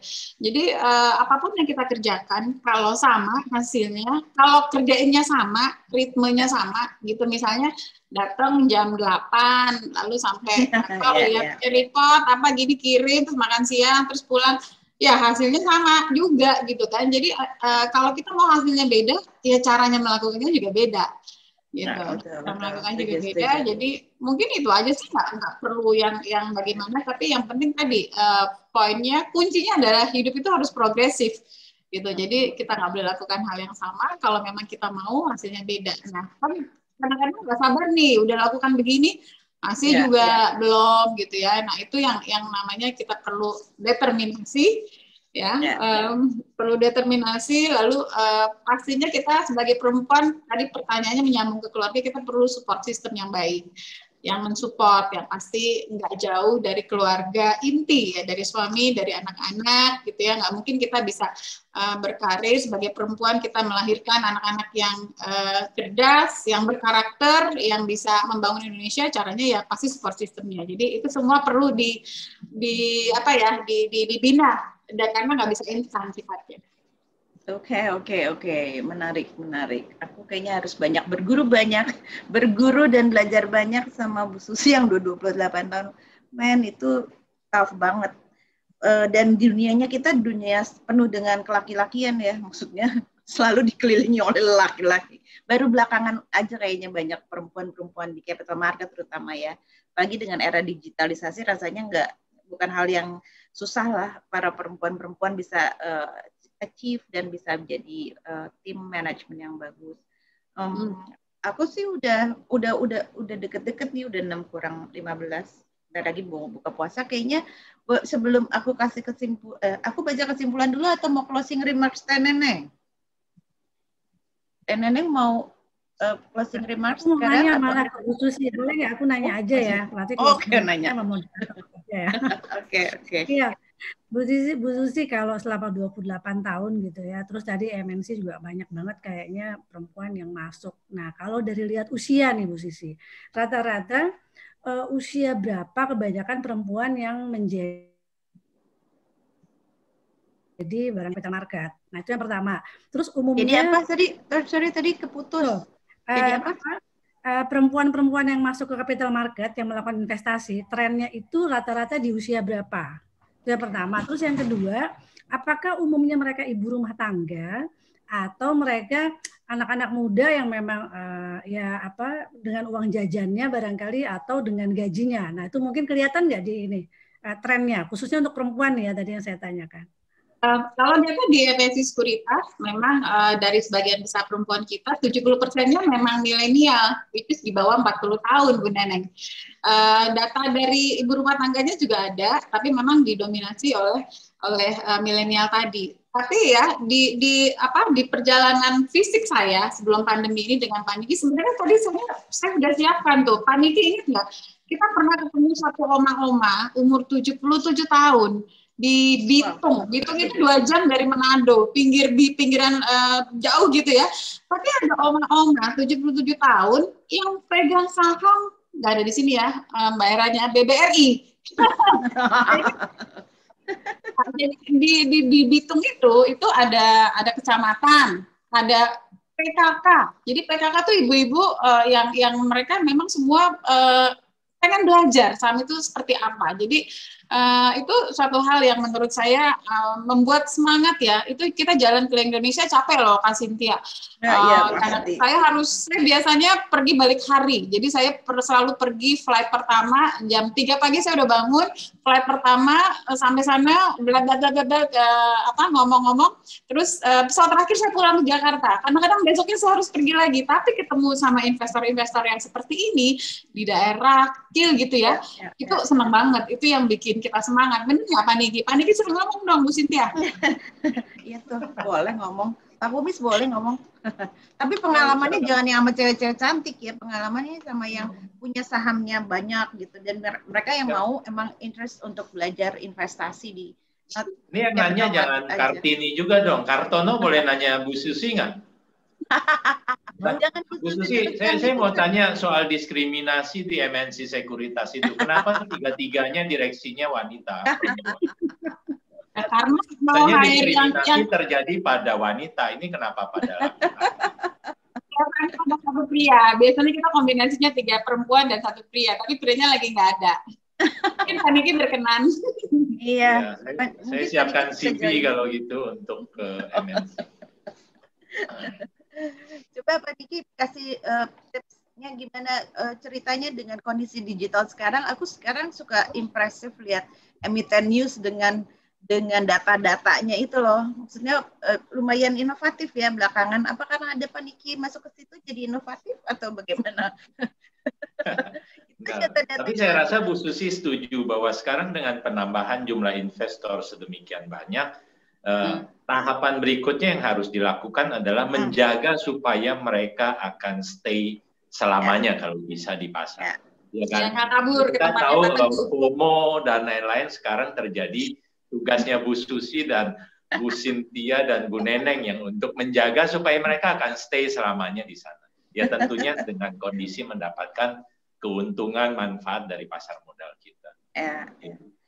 Ya mungkin itu nggak PR cuman kita berempat aja, tapi PR yang lebih dengerin, aku rasa dari beberapa regulator juga ada yang denger sore ini. Nama-namanya quite familiar. Mungkin maaf ada ya. Bang Poltak juga, ada Mas Iwan BI, Bang Poltak BI itu ya. Betul kan, dibacain lagi sama Neneng. Maksud aku teman-teman yang udah masuk, maksudnya teman-teman investor milenial terutama yang udah masuk ya. Jangan sampai beralih pindah ke channel lain atau move on ke tempat lain dan meninggalkan sahamnya meskipun mereka baru juga masuk, tapi udah ada rumput tetangga emang selalu hijau sih, lebih hijau dibanding. Ada Pak Poltak tuh, wah luar biasa. Iya. Gimana caranya supaya jagain mereka tetap ada di capital market? Nggak boleh sih, ada opsi lain. Tapi gimana caranya supaya mereka tetap stay? Pak Poltak atau Pak Iwan mau ikutan sharing? Ya. Boleh sih. Pak Poltak baru masuk udah langsung di ya, Pak Poltak itu sumber informasi soalnya Bu, sumber ilmu. Dari awal loh, Bang Poltak ikut dari awal. Ayo ya. Bang Poltak. Pak Poltak kamus berjalan mau tanya apa aja dia ngerti. Ya, library. Boleh Pak Poltak dibuka mic-nya, bisa? Oke, ya, selamat sore semuanya. Terima kasih.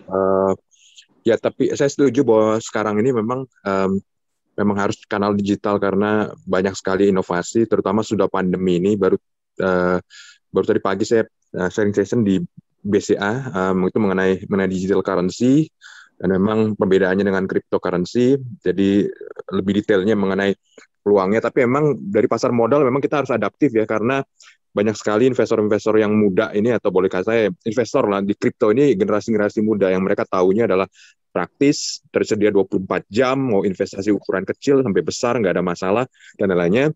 Nah, sehingga ya pasar modal harus adaptasi dengan hal tersebut. Mungkin ke depannya harus menciptakan instrumen yang mirip seperti itu atau mendekati hal seperti itu. Nah, karena kalau kita tidak lakukan, maka kita akan bisa kehilangan satu generasi dan generasi berikutnya dari investor-investor berikutnya. Jadi memang perlu. Dan mungkin dari penelitian secara umum saya, memang kripto juga ada macam-macam dan ada kegelisahan sendiri lah mengenai kripto ini, karena volatilitasnya juga nggak selalu searah dengan keinginan orangnya gitu. Jadi bisa sangat-sangat volatil. Sementara yang dibutuhkan dunia adalah stabilitas. Maka mungkin kedepannya yang namanya pasar modal perlu di Indonesia mungkin perlu menerbitkan stable coin, jadi koin atau kripto yang lebih stabil karena ada underlying-nya. Jadi kalau bagi kita semua yang ada di pasar modal, underlying itu adalah segalanya, yang paling penting, dan itu yang nggak ada di koin kripto yang sekarang ini, sehingga itu yang perlu kita usahakan supaya daya tarik terhadap pasar modal menjadi semakin tinggi dan semakin bisa berkembang. Mungkin itu sih yang bisa saya sampaikan, tapi kemarin-kemarin sempat bicara juga, ngobrol dengan Bu Susi juga. Ya cukup banyak ya, dari memang itu pasti curcol. Enggak, konstruktif kok, kita saling terbuka bahwa memang ada ancaman, dan dari setiap ancaman selalu kita bisa cari peluangnya. Katanya kayaknya udah azan ya Bu. Ya ini udah azan. Kayaknya aku harus tutup. Neneng mau kasih closing remarks, kalian menutup? Udah cukup ya, karena sudah azan dan ini diskusinya menarik. Di ujung justru Bang Poltak memberikan isu baru mengenai kripto. Jadi kita harus bahas khusus itu supaya orang paham stable kripto dengan kripto yang ada sekarang ya. Mungkin itu aja. Tapi seperti Bu Desri, Bu Susi, Mbak Hera, juga tadi Mas Niki bilang bahwa potensi perempuan untuk menabung dan investasi juga belanja besar banget. Dan juga posisi kunci dalam mengelola uang dan CEO juga semakin banyak. Ini artinya kita mempunyai ruang untuk berkompetisi dengan Bang Poltak, dengan Bang Iwan. Oh, nggak berkompetisi ya, berkolaborasi. Berkolaborasi dong. Dan lain-lain. Mungkin itu aja, Mbak Cynthia. Oke. Terima kasih banyak. Saya atas nama Igiko, Igiko ya namanya. Aku suka Igiko dan Origin Investment Advisory mengucapkan terima kasih banyak atas kehadiran teman-teman, juga para narasumber yang sudah berkontribusi pada sore hari ini. Semoga apa yang kita sampaikan bisa bermanfaat untuk kita semua, dan kita ketemu lagi di lain kesempatan. Selamat berbuka puasa buat yang berbuka puasa. Sampai ketemu lagi, dan sekali lagi terima kasih banyak atas kesempatannya udah berkumpul bersama-sama di acara Perempuan Tangguh di Era Digital. Selamat malam, selamat buka puasa semuanya. Terima kasih. Terima kasih semua. Terima kasih. Cynthia, Bu Neneng. Bu Cynthia, Pak Niki. Teman-teman semua. Luisa, terima kasih Pak Niki. Selamat sore. Oh, kerja. Nah.